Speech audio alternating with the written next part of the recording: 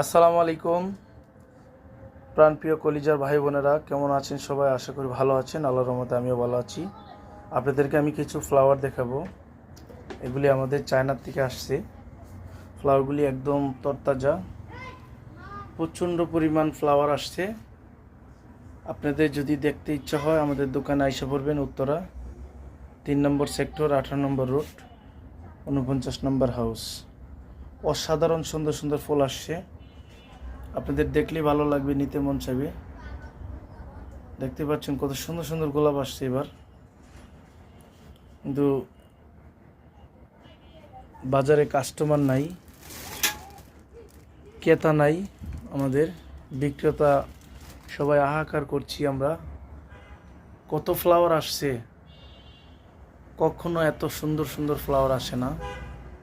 এবার যা ফুল আসছে বিভিন্ন